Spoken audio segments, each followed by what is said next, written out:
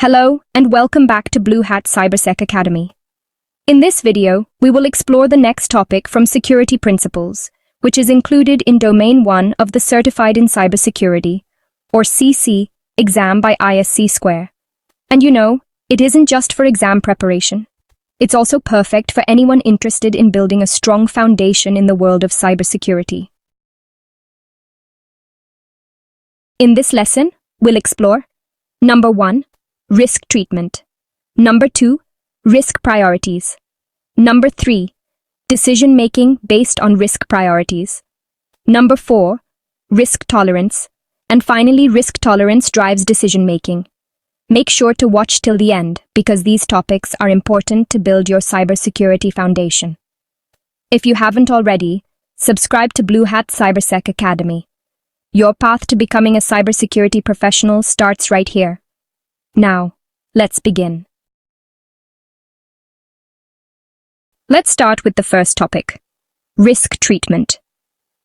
Risk treatment involves making decisions about the best actions to take regarding the identified and prioritized risk.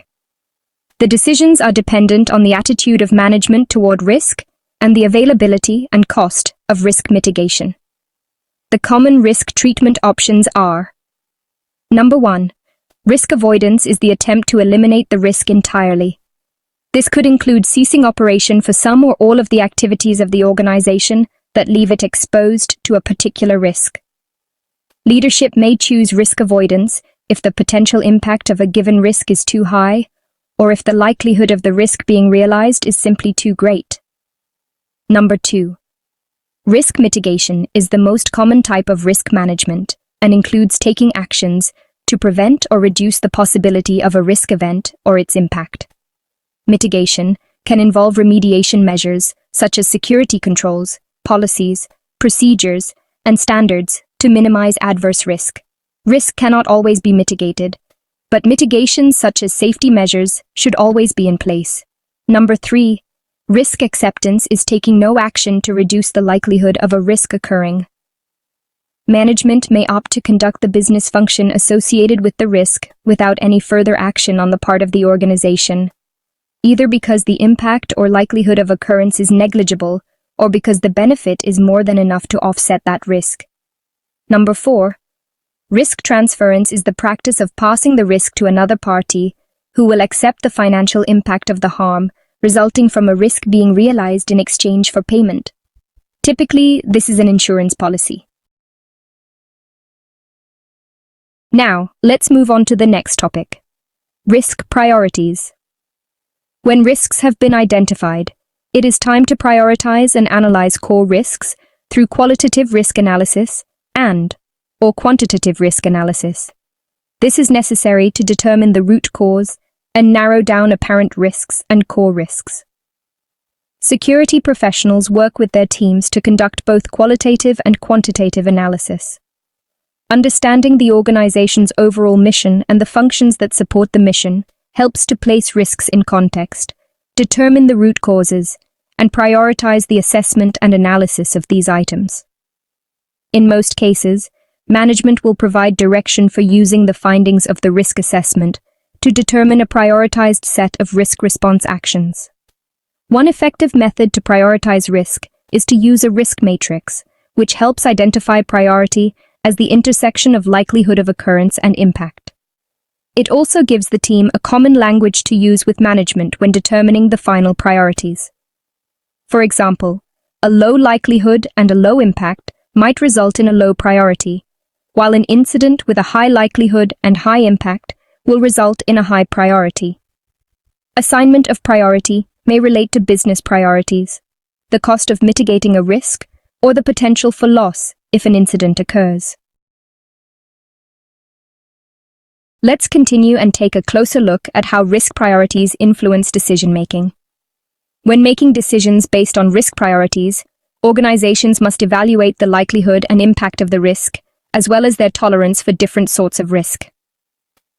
For example, a company in Hawaii is more concerned about the risk of volcanic eruptions than a company in Chicago, but the Chicago company will have to plan for blizzards. In those cases, determining risk tolerance is up to the executive management and board of directors. If a company chooses to ignore or accept risk, exposing workers to asbestos, for example, it puts the company in a position of tremendous liability. Now let's talk about risk tolerance, a key factor in how organizations handle risk. The perception management takes toward risk is often likened to the entity's appetite for risk. How much risk are they willing to take? Does management welcome risk or want to avoid it? The level of risk tolerance varies across organizations, and even internally. Different departments may have different attitudes toward what is acceptable or unacceptable risk. Understanding the organization and senior management's attitude toward risk is usually the starting point for getting management to take action regarding risks. Executive management or the board of directors determines what is an acceptable level of risk for the organization. Security professionals aim to maintain the levels of risk within management's limit of risk tolerance. Often, risk tolerance is dictated by geographic location. For example, companies in Iceland plan for the risks that nearby volcanoes impose on their business. Companies that are outside the projected path of a lava flow will be at a lower risk than those directly in the path. Similarly, the likelihood of a power outage affecting the data center is a real threat in all areas of the world. In areas where thunderstorms are common, power outages may occur more than once a month, while other areas may only experience 1 or 2 power outages annually. Calculating the downtime that is likely to occur with varying lengths of downtime will help to define a company's risk tolerance. If a company has a low tolerance of downtime, they are more likely to invest in a generator to power critical systems. A company with an even lower tolerance for downtime will invest in multiple generators with multiple fuel sources to provide a higher level of assurance that the power will not fail. Finally, let's wrap up by exploring how risk tolerance drives real-world decision-making. Here are a few examples of how risk tolerance can drive decision-making for organizations. An organization is required to build a bid package to gain a contract. The time and effort of personnel building a bid package will cost the organization $10,000. If the organization wins the contract pays $2 million. The organization decides to accept the risk of losing the cost of the bid package because the benefit of winning the contract is appealing, and the risk of losing the bid and the cost of building the bid package is within the organization's risk threshold. A trauma center has 3 critical care units, where patients are provided life-sustaining services, breathing and heart activity, through the use of machines. Inactivity of these machines could mean that people will die. The trauma center has 0 tolerance for power failure, so it creates redundancy, emergency power supplies through the use of multiple utility power providers, battery backup, and multiple generators with secure fuel supplies and solid contracts with fuel providers to deliver additional fuel during emergency situations. Liza and Chris think they can build a business that is profitable and enjoyable. They decide to quit their jobs and start the business together. They tolerate the risk that their business might fail because the reward they perceive is significant. That's it for now. Thanks for watching. Keep the learning going by checking out the next video in the series.